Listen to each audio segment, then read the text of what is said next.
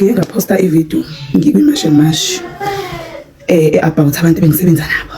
Guys, yabo uma ufika emsebenzini into yokuqala ungafanelanga uyenze ukuze ungeze ukuyisola ngelinye ilanga. Ungatshela ama-colleagues wakho ukuthi uphumaphi. Ungatshela ama-colleagues wakho ukuthi ukhule kanjani. Ungatshela ama-colleagues wakho ukuthi lo msebenzi ufuna kangakanani ngoba lokho kuzokudonsela amanzi ngomsele. Hlala phansi ngixoxeleke nge-experience yami e-restaurant. So ngafika, I think it was August, ne? Fika ngafuna umsebenzi ngemakethe. Bangawuthola umsebenzi, ne? Waqashwa lapho. Uqashwa ngoba bacheck ama permits, ngina abantu bezo-check ama permits, ne? So mangifika oqala ngizofuna umsebenzi kwakungakaqashwa. Ngihambe. Ngiphinde ngibuye kanti ngifika ngalesikhathi lesi kufuneka abantu vele abama South African abana ID. Bafike ngiqashe emsebenzini. Nakhona mangifika ngiyayikhulumela yabo. Ngisho ukuthi guys, I really need umsebenzi. Nginenkinga so ngisichaza istory sami. Kube ngathi bayangizwela ngiqashwe. Mind you angiqashelwa for istory sami, ngiqashelwa ukuthi kahle mina ngizoba indokuzana yenkampani. Iface yakhona ukuthi mafika labantu abazocheck ama permits bafica ama South African. Baningi esaqashwa nabo. But along the way because of treatment bayeka. Bahamba emsebenzini bayeka nje ngoba ke mina ngisho ukuthi ngangixakekile, so I had to ukuthi ngiqhubeke ngisebenze uma ngibona ukuthi kunzima kanjani because of umsebenzi ngangudinga. Hayi usisi lo enimbona la Christina uyi-manager. Yo usisi wayenza impilo yami yabanzima for almost 4 years. Ngibekezelile guys, kunzima. Ngiyazi ukuthi if ngiyeka la idingo zami akekho umuntu ozozenza, ake kuningi okufanele ngenze kwakungimela. As that time ngangina 23 ngitshena, but inkinga zami zasengathi angazi ngina 50 something, but asikho lapho. So experience yami nosisi lo enimbona la oyi-manager Christine, guys, wayehlezi efuna iphutha every day, efuna ukungibizela i-meeting. Mind you i-meeting yayingabizwa kule shop engisebenza kuyo, wayebiza makuthiwa ubiza i-meeting ngibizelwe mina.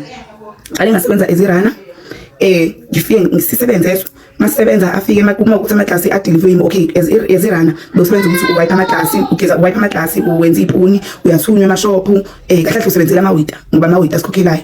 Masiphuma sesishayisa every day amawita lilodwa keep 20 rand of which is besike siba u3 noma siba u2 sizohlukaniselana lo 300 siphuma kumawita thathe 150 or kwesinye isikhathi mayimaningi amawita kube 3 something sigcine solo 1 something 181 something.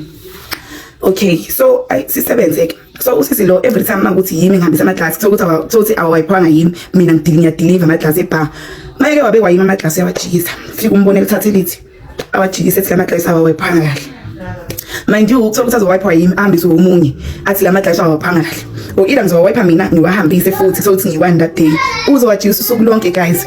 It's fine, ngayibekezelela ne. Kube ngisebenza kube mnandi, ayisebenze vele hayi.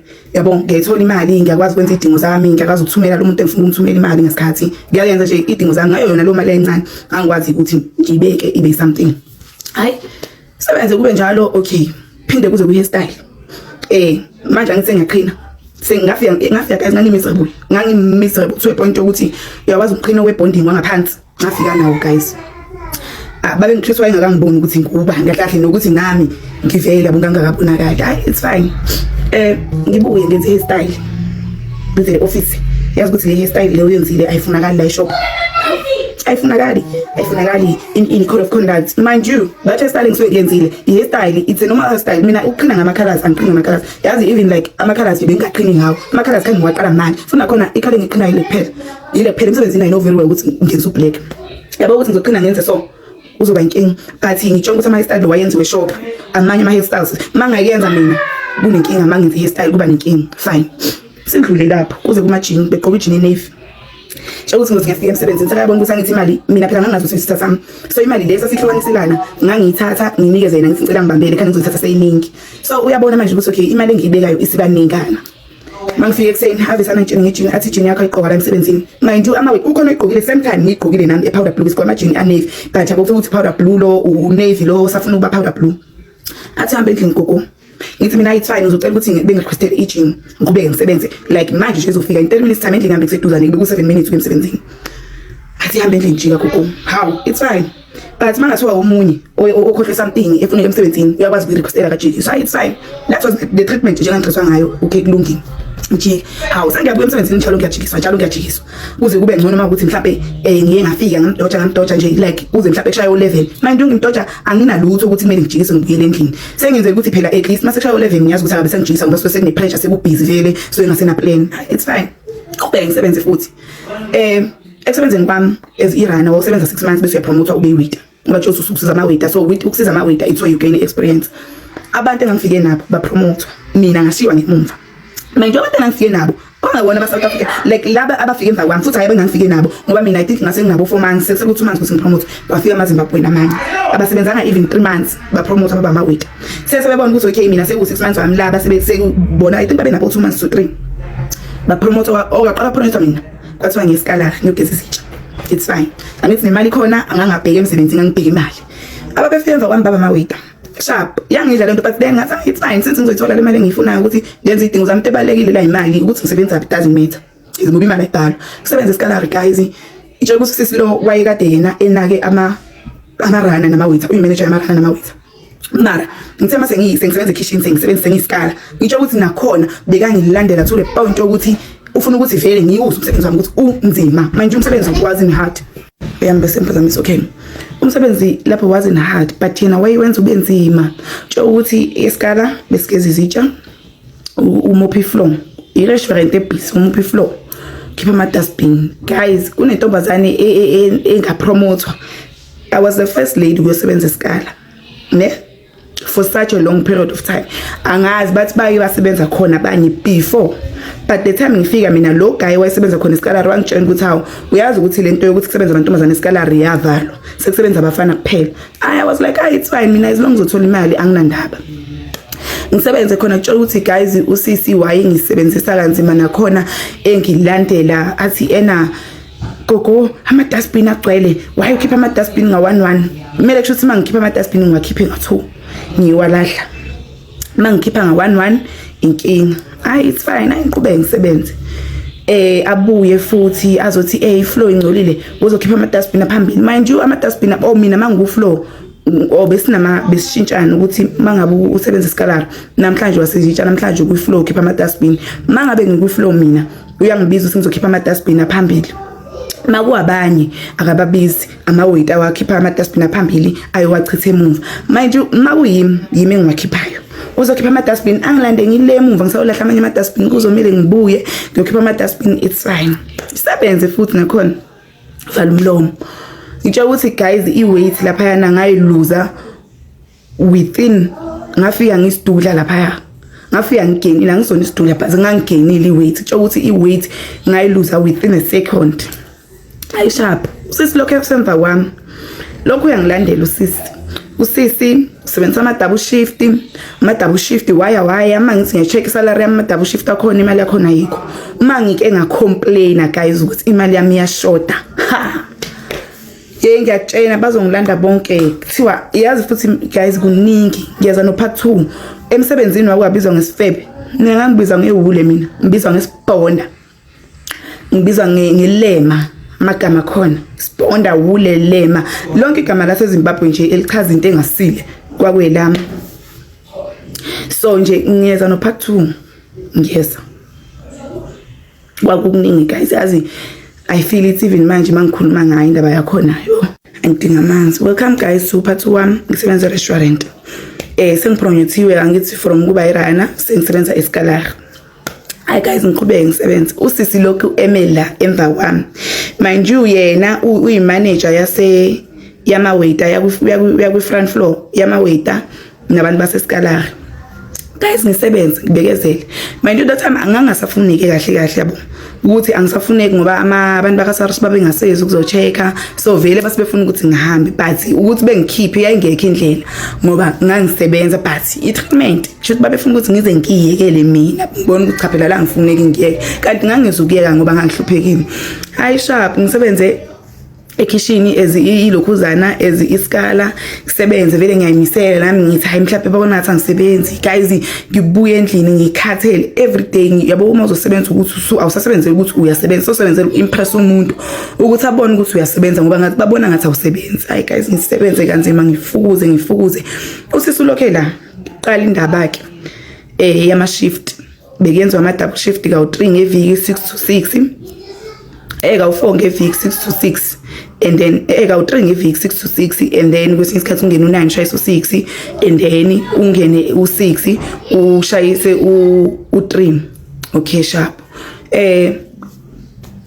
bisebenza boma ngabe sekushayisa umuntu makazoshayisa u3 ashayise ngo3 ahambe so umsebenzi iduty yakhe akayiqedi but kuthiwa mase kushayisa isikhathi ushayise bashayisa abantu ube kahle ngisema sekuyimi kushaya u3 vele ngihambe nami ukuthi ngafonelwa ngithi uBheni gogo lezinto oyishiyelana zona in awaqeda ijuice yakho buya ukuthi ngamjikisa ubhuti weUber ngathi mina hawu abanye abantu Moses nithe makushaya u3 siyahamba vele makushaya u3 siyahamba angajump u3 ngikubonile kwenzeka so gogo ma ukuthi awujiki wazi ukuthi you are suspended for 2 weeks yo guys ngijike imlwa ngibuyele emuva sengibani manje ngimanager yasekitchen intombazana hayi ngibuyele emuva ngifike ngiqeda ijuice yami oma ngithi ngiyaqoqa kuthi ungaqoqi in sengisebenza mahala ke guys ngithule futhi ngisebenza ukuze kushaya u4 ngiqeda ijuice yami ngihambe ngendlini nakhona ijuice yami siya edwa yenza ukuthi kumele uscrub ifloor kumele uscrub ubonda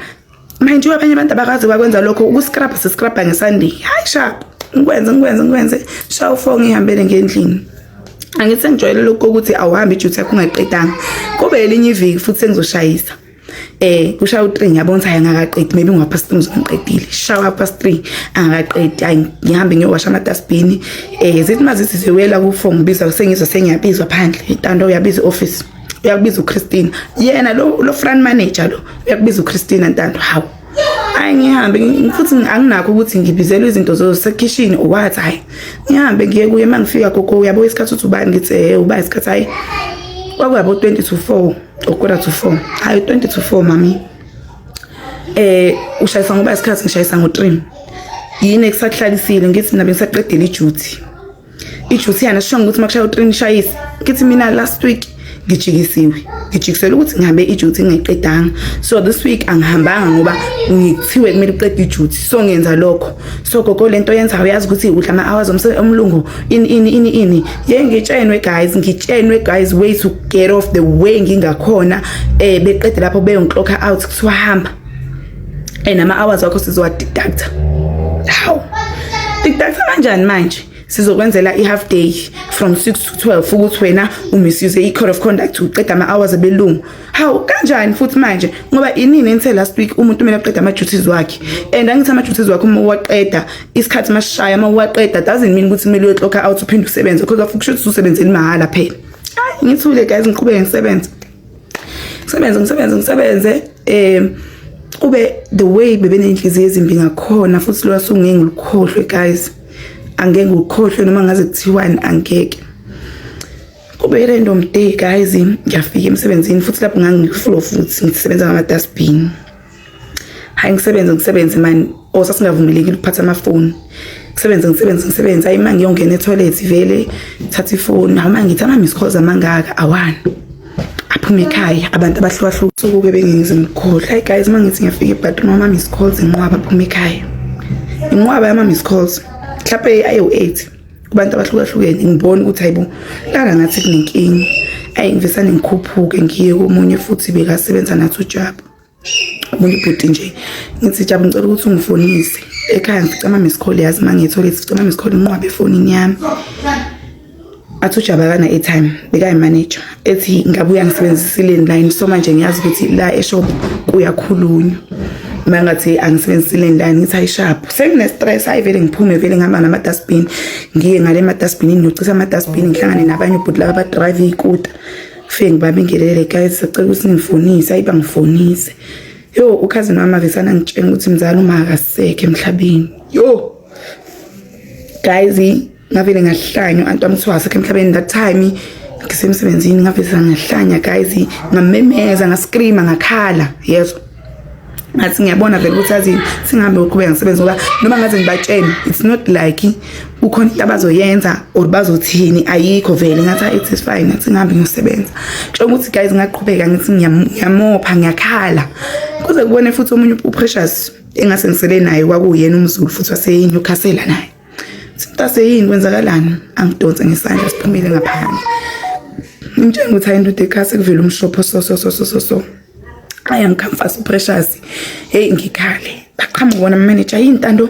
soba ngimsinde passaging yini awazi ukuthi ukhulumele ini uzommemeza udisturb abantu ini bangifake office guys ngitshela ukuthi imibuzo ngangakhona ukuphendula thatha ifoni Precious athi hayi fonela ubaba athi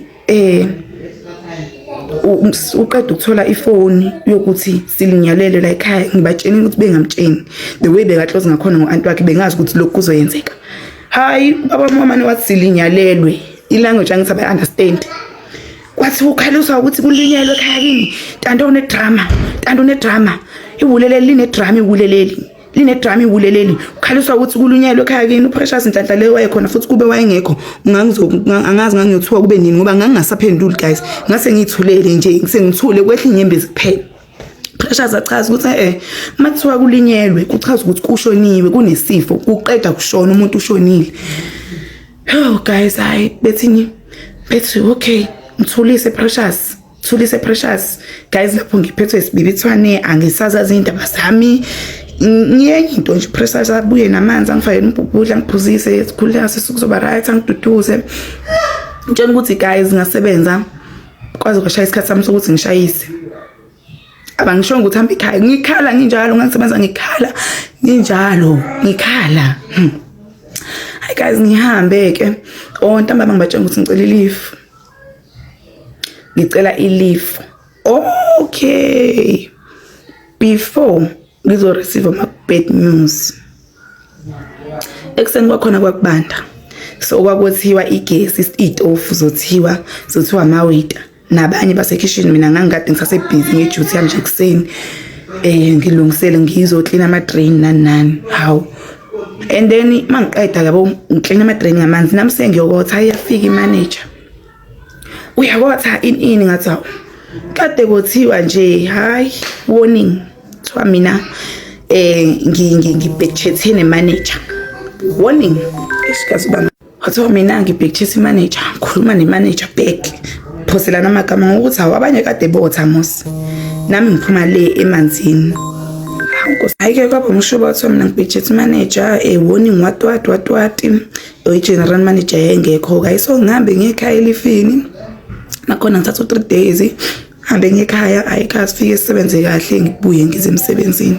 Ngathi ngibuya guys the way ba ruthless ngakhona yabo bokuthi mawahamba ushonelwe besikipha imali kuthiwa sikipha ama-50 rand sibakhiphele but mina angaze ngayireceive leyo mali mhlawumbe ngashonelwa abantu abawu-3 or 4 yonke ngisebenza khona ifamily yami but angaze ngiwathole lawo ama-50 rand. It's fine anginandaba nemali yakhona.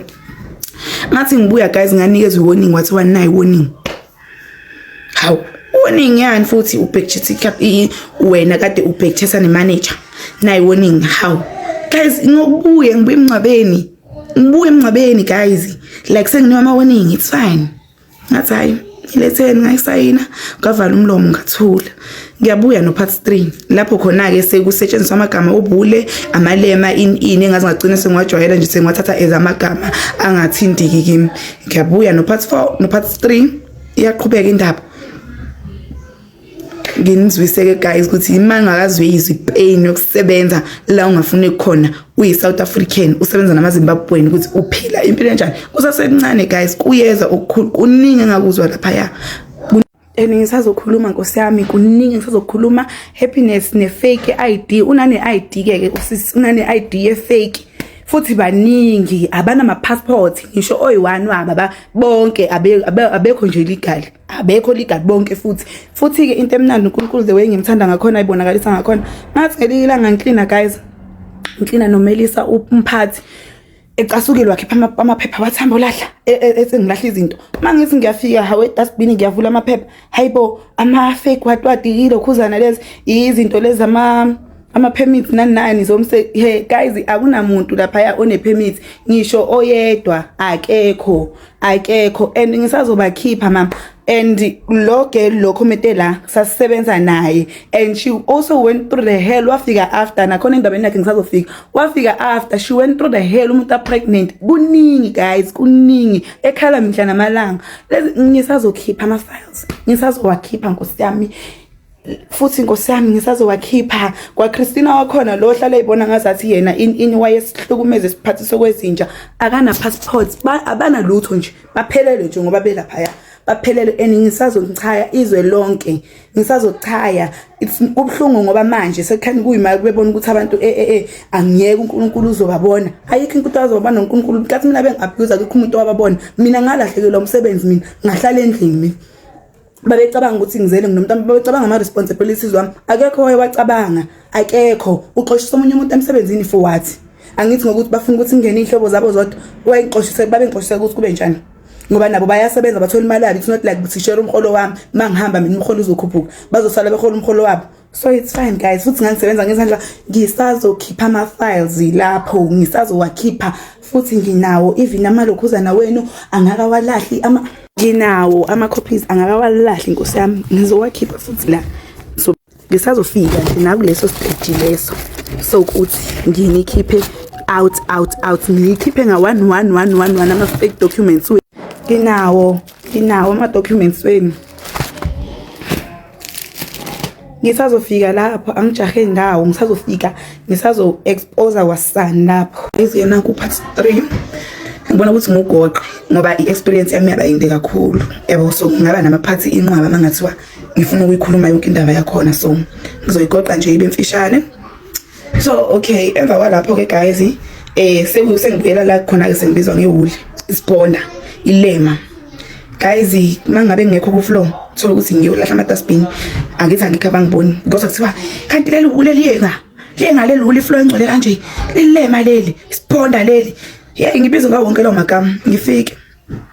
Yabona we ngangibizwa khona ngakhona ngewule ukuthi iwule ke ngeZimbabwe chaza isifebe lapho guys angazi ngangifeba nobani kuba ngangibhayizela nje nginesoka lami nje lodwa futhi nakhona bengalazi baby daddy. You understand? Hayi iwule leli lingabizwa ngewule wule uzothatha la wule yenza ukuthi yewona sibonda biza ngesibonda slim khona umuntu obizwa ngesilima lapho guys to the point ukuthi yo ngangihlupheka ngakhona ngangithatha lento yokuthi since bethi iwule bengasho ukuthi isifebe ake ngingayicasukeli ngoba into engingayazi but ngiyazi kahle mina ngakhona ukuthi ichaza ukuthini isibonda sakhona leso sichaza ukuthi isilima futhi mabe ngibiza kuthiwa yewena sibonda sibonda even ngibingelelwa yasibonda ya wena wule yenza ukuthi yazi guys ngayithatha ngathi hayi since nginga-understand futhi nje emsebenzini ngangibizwa ngithiwa isifebe wena silima ngawo wonke lawo magama emsebenzini khona umuntu wabizwa kanjalo. Mind you, I'm the only person obizwa kanjalo guys. Ngiqhubeke ngisebenze i-treatment ayikho ngingedwa nabo pressures usiswami ama warning after ama warning ama prep wayenze wrong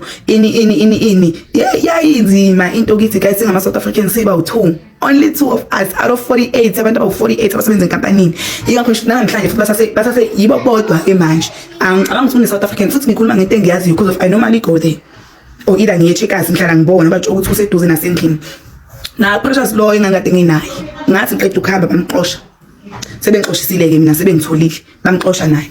It's fine ngibizwa ngalawo magama in guys kwabathiwa ipoint ukuthi angisafuna ukuba isikane ngabona phela ukuthi abona mangayikhulumeli futhi ngizophelela la isikala kwafika umlungu cela umlungu ukukhuluma naye umlungu ayathi ngizokubisa ngibiza umlungu ngibitsha ukuthi mina ngicela ukuba yiwaiter. Wayicabanga ukuthi ungaba yiwaiter because of bosenza isikala kanje sayi bengikade ngiyirana and then bangipromote bangisa isikala but I know every kind of work eyenziwa yama waiter everything sengifundile ngiyayazi and previously le engasebenza khona futhi engasebenza as waiter even though it was a coffee shop but I think I know the standards ukuba yiwaiter. Angibuza ama questions ngiphendule athi okay cool kusasa ngizokhuluma no Enoch general manager sokhuluma no Enoch akunikeza uniform uthi ngiyabonga hayi vele ngijabula ipromotion vele senzoba yiwaiter. Enoch kwakhona makafika ngakusasa athi gogo uzoba yirana ngithi kanjani futhi manje mina kumele sangikhulume naye wathi ngizoba yiwaiter sengizoba yirana kanjani futhi athi qala emaraneni iqala ubona ukuthi yonke into kumele ibe nzima before uthole lapho sengikhulumile nomlungu uthi angipromote ngibe waiter but yena usangibuyisela emaraneni la ngaqala khona. Hayi guys ngisebenza emaraneni ayaphinda kubuye umlungu angibuza ukuthi kanti usebenza ngithi mina ngiyirana naye emva lapho ngathi ngiqeda usho njalo bangipromote bangisa kuba yiwaiter futhi umlungu ngakhuluma nabo hayi into engangizondwa mind you whoever ngisurroundile ke la kuma waiter Zimbabwe yodwa tshela ukuthi ama-order ami mangifuna ukufaka ama-order banqoba nama-computer kuze kudelay ebhama ukuthi order lakho liphambili bayashintshelana wabo bephambili wena uthole emuva uyiservice yakho nje ivesane ibed service yakho bengazathi wena uyibed waitress nje awuyazi into yenza kanti it's because of them uma uthi ufaka i-order ufaka i-order lingene ebhaqala but banama-favors bayenzelana bona bodwa baqale ngama-order banye lakho lizophuma ekugcineni it's abantu lapha etafuleni balinde isikhathi eside sebecasubile vele. Hayi fine ngizama ukuthi hayi leyo ukuthi ngiyi-maintain ngazi ukuthi hayi okay sengiyabhadara sengibhadara umuntu ozongikhiphela nama order fast mind you bona babhadara bayenzela hayi sengiyabhadara ukuthi hayi nami phela ngikhishwa ama order fast so lethi ngizohlala senkingeni ngikhokhela ama order ami ke hayi ngempela kube ngconywana senginomuntu vele nami ngiyazi ukuthi hayi order lami zohamba ngesikhathi hayi service yami seyiba right ama tip ngapha yangena aba right hayi qala umona guys uqale umona mangithola amathipho why overtipper wena sebeyangibheka ukuthi wenzani uya overtipper khona uyatshontsha hey intini kutshena umlungu ukuthi khona into inamathipho ami lapho sengenza imali phela senginomuntu ongikhiphela nama orders ami. One thing about i-restaurant, one thing ukuthi uzothola i-tip right, into ibe on time. Abantu ba order ama drinks bengaba expect usufikile ba order ukudla. I-service yabo, i-service it's more about ukuthi into ifika before time than expected. So manje amathipho amaseba maningi sengiyasebenza umona baqala guys.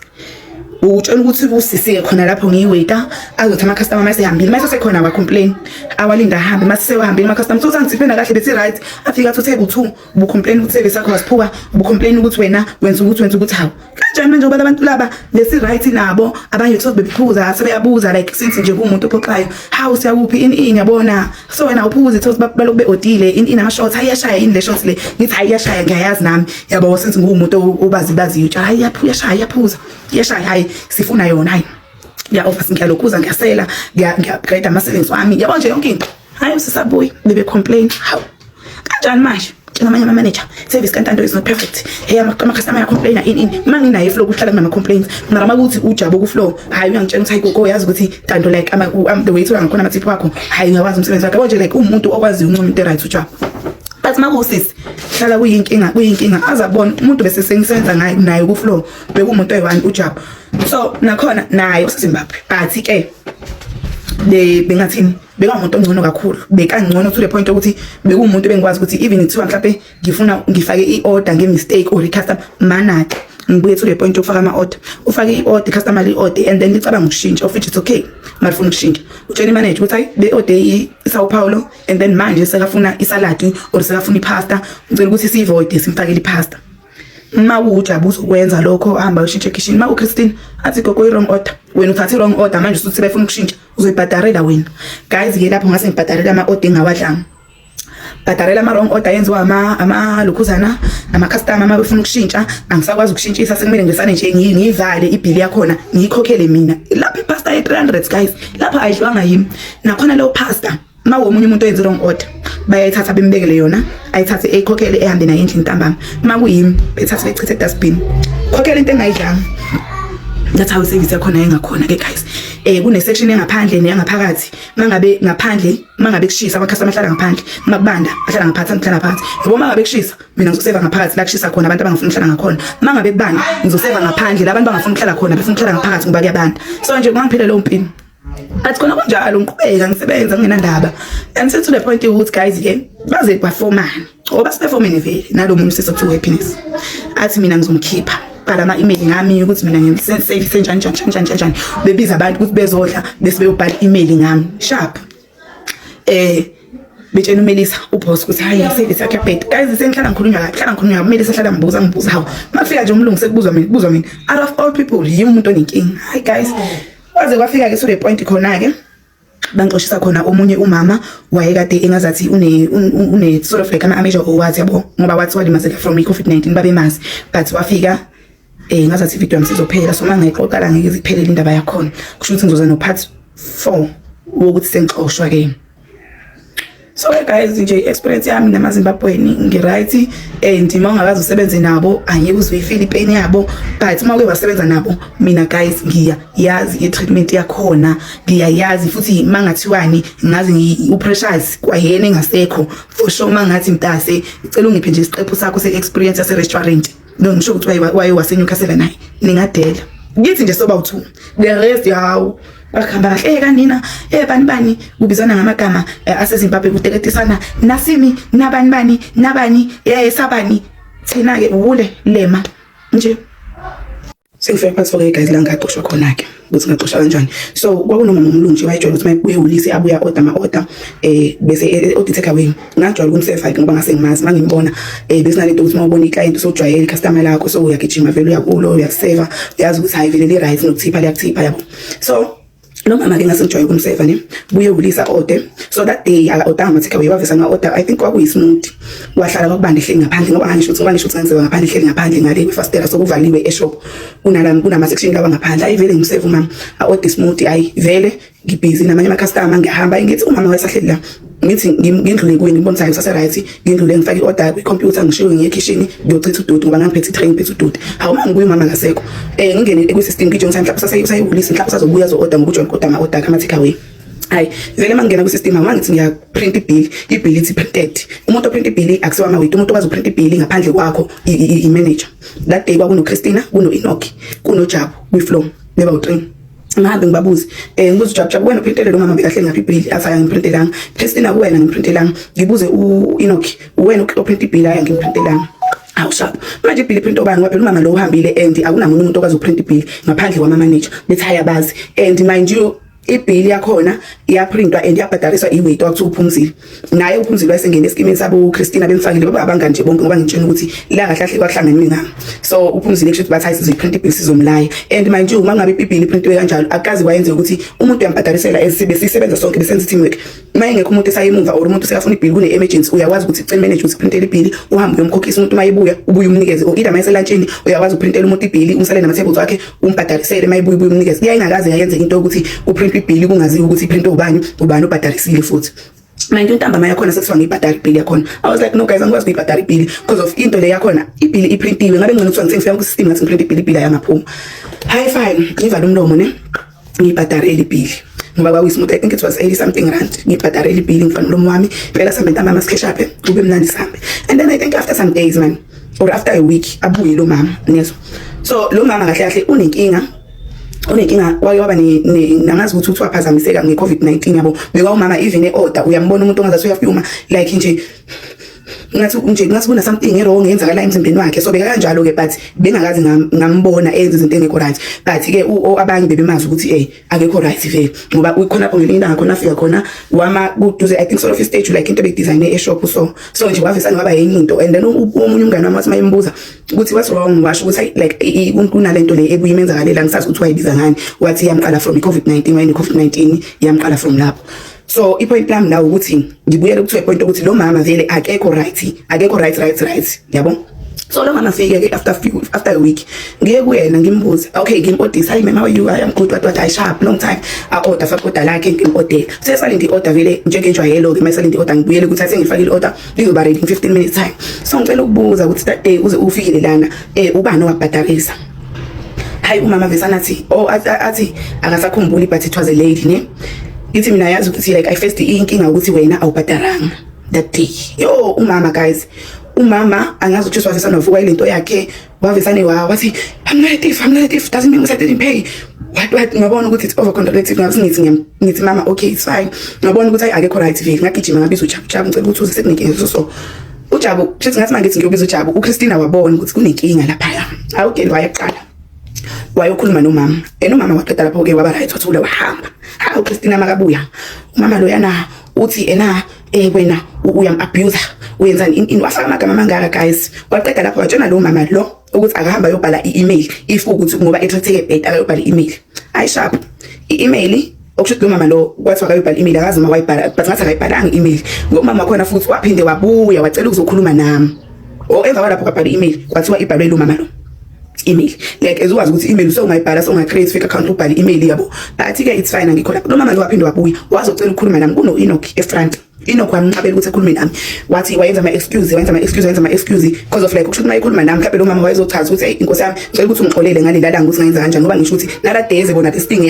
eyayimenza engazizwa kahle egazini wakama down wasitshena ukuthi it's because of walimazeka ngeCovid so I think wayebuyela ukuthi ezosho ukuthi yazini I'm sorry about that day Enoch wamvimba ukuthi esho yabhala i-email abelungu bayibona sema bayibona abelungu i-email ngabhukhela i-hearing naye uChristina uya futhi owayehamba phambili egqugquzela indaba mina indaba sengizwa ngobani ngomunye umanager owayekade umuntu olungile sengitshela ukuthi ayigogo la bakufuna uphumile la bakufuna awusingangi off food the day yakhona hayi bakufuna uphumile la gogo unephuma nje uneletha yokuya hearing ayishapho ubuye vele ofina uma ngifika banginikeze iletha yokuya hearing nikezwe bani uEnoch thathi iletha yokuya hearing ngihambe ngiyibona i-date isho vele ngihambe ngiye ku-hearing sesifaka ku-hearing nobani noGilnosi engamazi ukuthi wayengene kanjani ku-hearing leyo noma kuthiwa uyena waprint ibill noma kodwa ke isitori sakhona ngizizwana of which is angazi ukuthi wayengene kanjani ku-hearing siye ku-hearing ke sibuya sithola i-last warning nakhona uEnoch wakhona loyo wayengekho the day lo mama eze efume yenza yonke leyo nto leyo but ku-hearing yakhona wayefakaza as umuntu wayekhona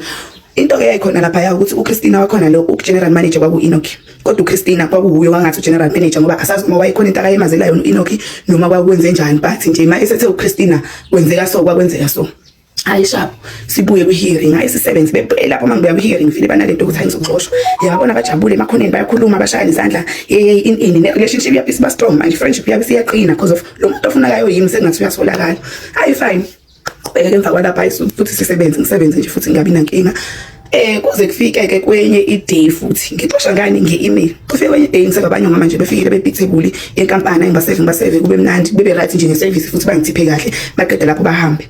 Uyazi ukuthi baseqeda ukuhamba uChristina abengisa gogo labo mama bahleli lapha becomplaina ngeservice yakho nje bathi wena ubarobhile ubafakela izinto abangayiphuzanga ebhilini. Ngithi kanjani because of angikwazi mina ukufaka izinto kwibhili unless izinto zifakwa imanager.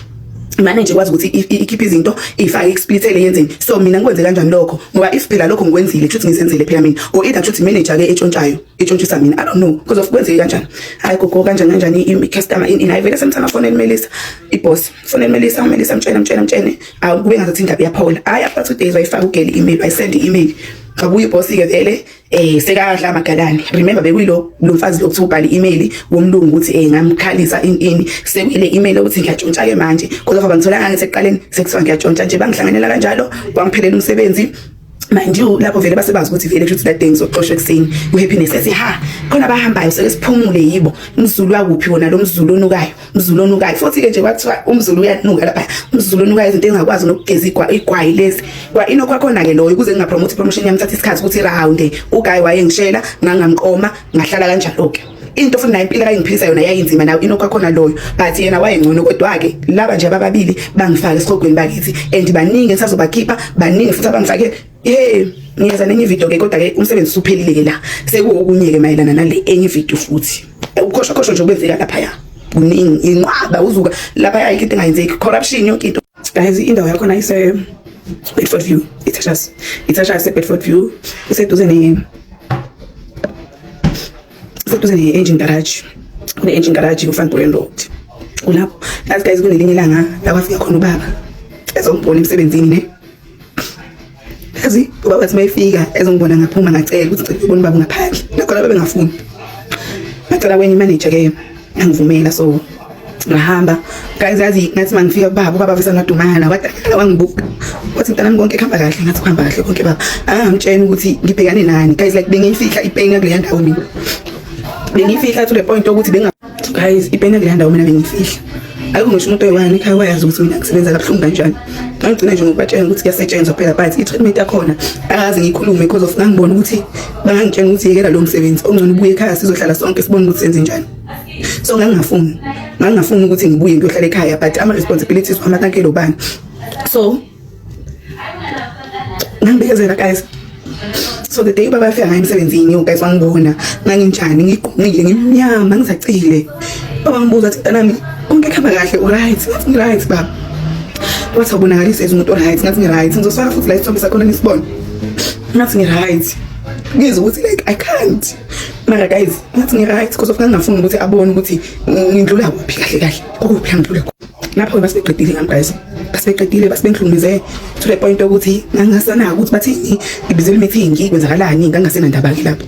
Sengitshela nje ukuthi yazini okusho ukuthi impilo yami guys makumele emsebenzini ikhali alanga uthatha umcamelo uyivala ubuso ukhale qala before uzoya emsebenzini mfethu ukhale geza ngapha yakhala guys that place bengikhulumize mina lapha guys. So point ukuthi yazi indaba yakho vele mangixoxa lezi yabi bisani kayibuzi bephungu. There are people engathi abangizanga lutho and I'm really sorry to them ukuthi I will do this thing engizoyenza and ngizoyenza. I'm very sorry to them abangangenzanga lutho. Only few people abangangenzanga lutho that were close to me but ayikho into engayenza guys. The way i-treatment yakho nayikhona lapha yangathithwa khona lapha yazi ukuthi since this thing ngibuyisile like I feel like ngathi iyayenzeka namanje but I know it's the past but the way engifila ngakhona ngathi iyayenzeka. Guys, I'm very sorry to people abangangenzanga lutho abazofela amacala abanye abantu but it's only few of them guys. Ngoba ngitshela ukuthi lapha yaboma wakhela uZungu bonke abantu be-against wena lapha kwakuyimi loyo uZungu lwakhiwa lapha yana ngingenze lutho guys ngangakazi ngaba ne-history yabantu yamaZimbabweni ngangakazi ngahlukumezeka yibo but for my first experience with Zimbabweni ngahlukumezeka to the point ukuthi ngoba ngisho ukuthi even ngicabanga today indaba yakhona guys moya wami yazi ngisane phathwe itrauma ngicabanga futhi angifiseli anyone osebenza ukuthi I experience into enga experience mina umuntu ekubona uhamba emgwaqeni ayitshela ukuthi yonke into ilungile. Guys, ngangiyifihla ipain laphayana, ngizwa ukuthi yo guys hayi ngizwa ukuthi hayi yabona manje iyashisa ke manje, but ngabekezela guys. And kuningi engizokurevela, kunabantu laphayana abahola igrant, amahle nje uhola igrant waseZimbabwe nayo une-South African ID, uhola negrant ngaphezulu wes.